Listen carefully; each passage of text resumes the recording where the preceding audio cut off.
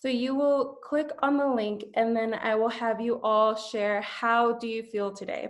So once you arrive at the Padlet, just click on this pink icon with the plus sign and then the pencil as well. This icon should appear, so make sure you select the middle, which is, it says Google when it's hyperlinked, and select a GIF, a meme, a GIF, if you will, of something that represents how you are feeling today. And then we will just wait and see what you all post. And again, so once you're in the Padlet link that you access through your toolkit or in the chat, you're gonna go to this icon, select GIF, and that you can type in whatever keyword and it should populate something for you all. And if you see something come up, feel free to like it if you can relate to it. So we'll give you all about 3 more minutes to be able to do that. Sometimes it's hard to describe, and maybe it's at this point of the day and you haven't really asked yourself, well, how do I feel today?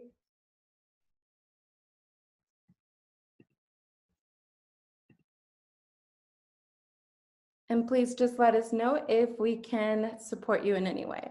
Oh, I love that, the Olsen twins, yes. That looks like surprise, that looks excited, yes. Thank you for sharing.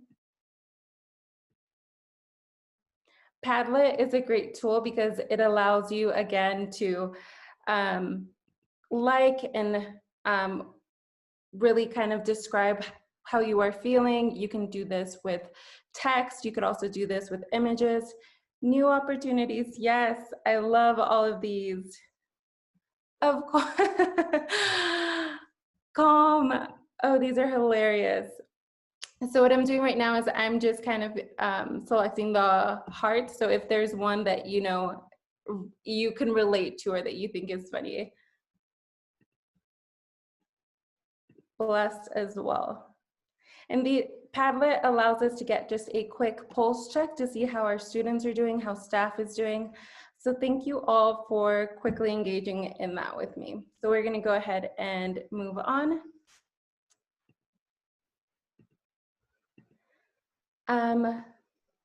So yes, those are pretty hilarious. We're gonna shift gears. A couple weeks ago, I came across this article from the Hechinger report. The article and the headline really stuck with me a few months ago and a few weeks ago, and even now, there was talk of schools reopening and what that would sound and feel like and what are some things to consider. However, there was one thing that was not being accounted for, and that was educator mental health. So in the chat, we invite you to share some thoughts and feelings that come up for you when you are reading this headline. Again, the headline is, as we talk about reopening schools, are the teachers okay?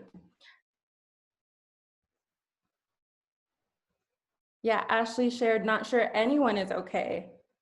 Many are not okay, absolutely. Teachers are not okay. Yes, Sarah, thank you for sharing.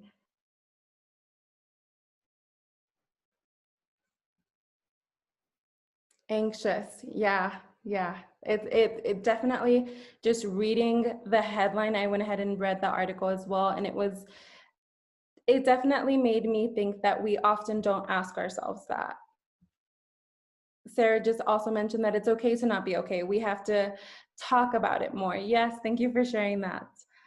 And we're gonna move on. So we have this quick exercise that we're gonna do. So in just a couple of seconds, I'm gonna show you 3 slides. And you all are gonna think, how could these images be an analogy for your experience in remote teaching? And maybe you're not teaching remote this school year, but maybe teaching in 2020. Ashford will be posting in the chat the Google Jamboard after I show you all the images. So we're gonna go ahead and start. So it's just a 3 image series. This is the first image. All right, this is our second image.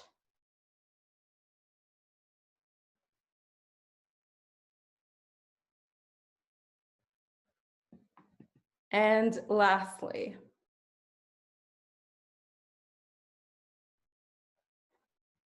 all right, so now we are going to move into breakout rooms, and you will share with a partner on the Google Jamboard. What are some analogies that you are able to make based on the series of images?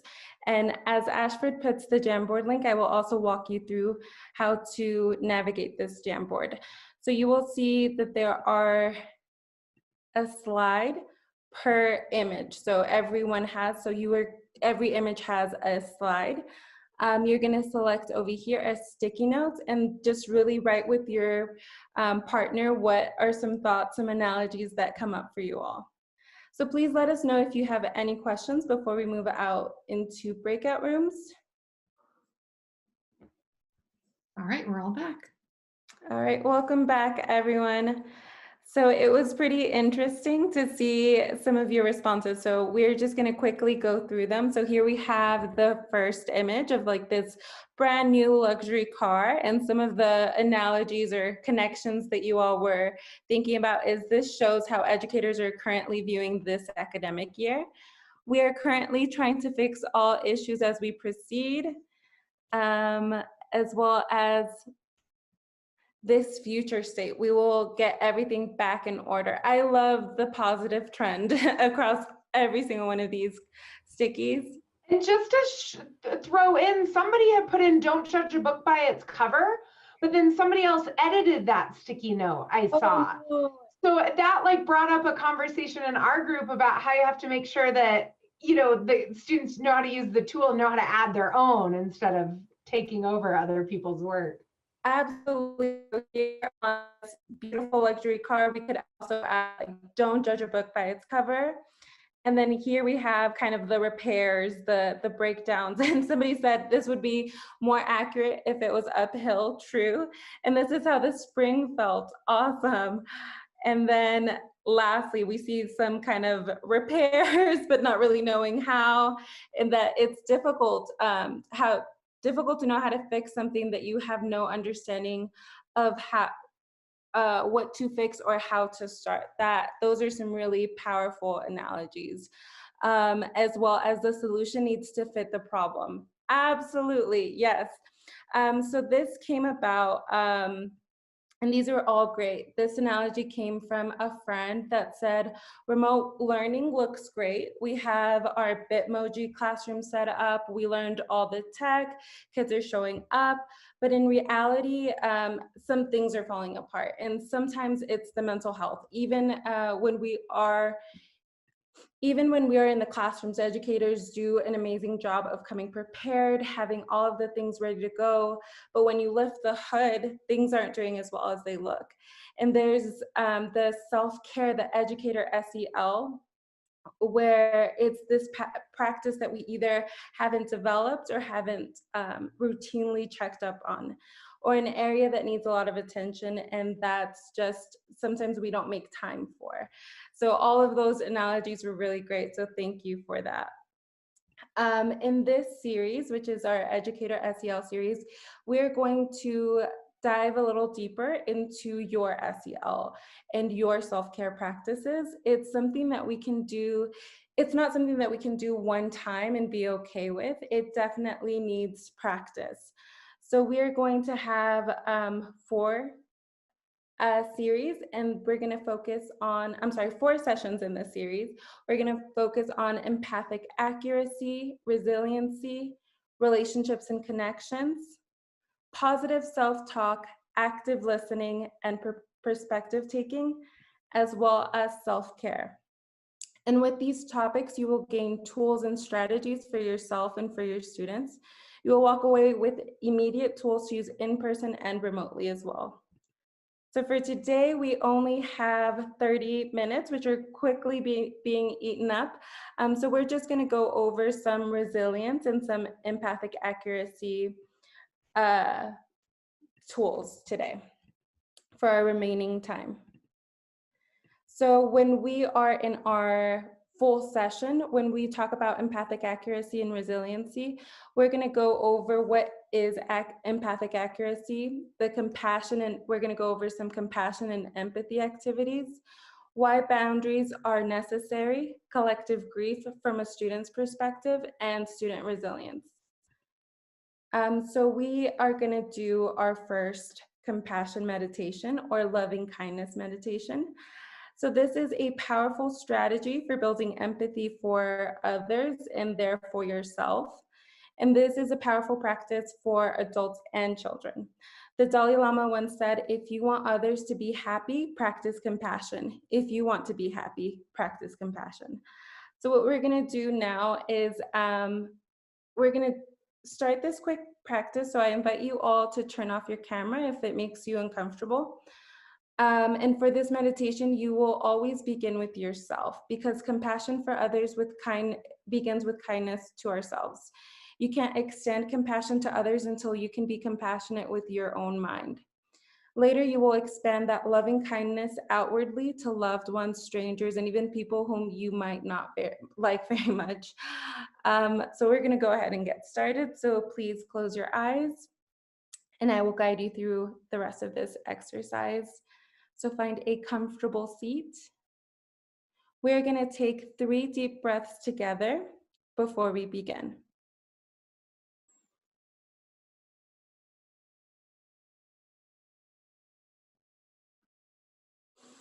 Inhale. Exhale. And one more. All right, so first think of yourself and repeat the mantra in your head as I say it out loud. May I be filled with loving kindness. May I be safe from inner and outer dangers. May I be well in body and mind. May I be at ease and happy. May I walk in peace.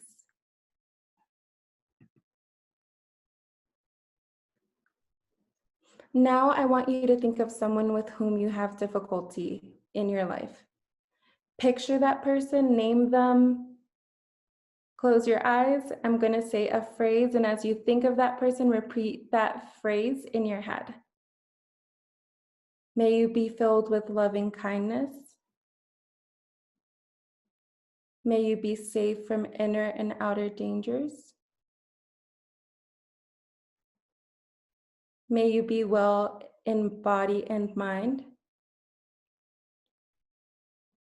May you be at ease and happy. All right, so typically this loving kindness, compassion, I see that some of you all are familiar with this practice. Typically you go through a cycle of 4. So first you begin with yourself, and then a loved one, and then a stranger, and then you think of someone with whom you have difficulty in your life. This was just a quick snapshot. We will be going into more in-depth practices in our full session. But I would like to know, how did it feel at the beginning when we were just focusing on ourselves versus how did it feel at the end when we were thinking of somebody whom we have difficulty with? And if you could just type it into the chat.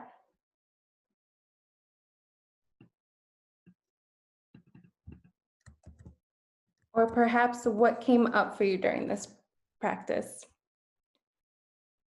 Sarah, thank you for being honest and vulnerable. It was hardest to do it for yourself. Absolutely. We are often much harder on ourselves than we are for others.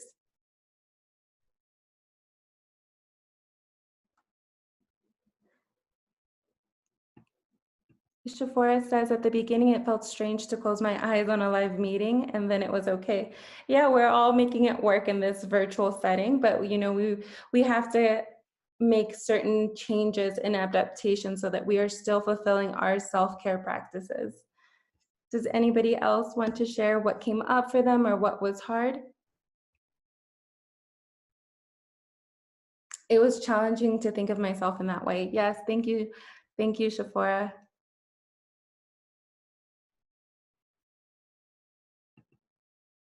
It helps you build empathy for those whom you have difficulty with. Absolutely, Sarah. So thank you all for engaging in that practice and naming some of the things that came up for you. What we're going to do is in our next session, we are going to talk a little bit more about resilience. For time's sake and to get you out of here on time, I will just let you all know a little bit more about our series. So in the chat, Ashford is mentioning the website where you all can register if you have not registered yet. This was just a super quick snippet. We will get things rolling in 2 weeks on October 1st.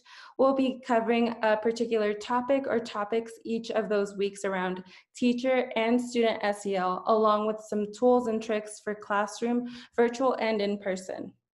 So if you've already registered, you can go ahead and send that link to a friend, to a colleague, anybody in need, and we are really hoping to see you all in the upcoming sessions. So we have just 2 more minutes, and this is all we have for you today. I just want to say thank you for taking the time to join us today. I will quickly show you all how to access our feedback form. Ashford is putting that in the chat. We really care for this feedback so that we know what changes that we can make and what to implement in our upcoming series. So I am your instructor. You can also put Ashford and just let us know this. I'm just running a quick test. After you submit, do not exit because this is going to be your attendance.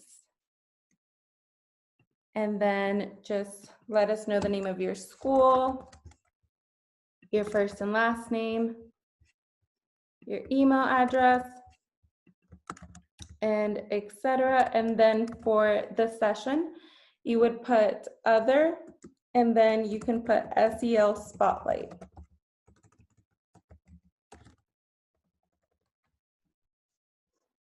And then we have some questions for you all. And again, Ashford and myself for your facilitators today, and then submit. So we really thank you all for joining us today. It was really great to hear from you all and to see you all.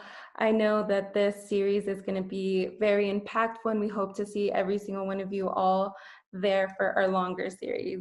Please let us know if you have any questions. Ashford and I are going to stick around, but again, if you could just give us some quick feedback.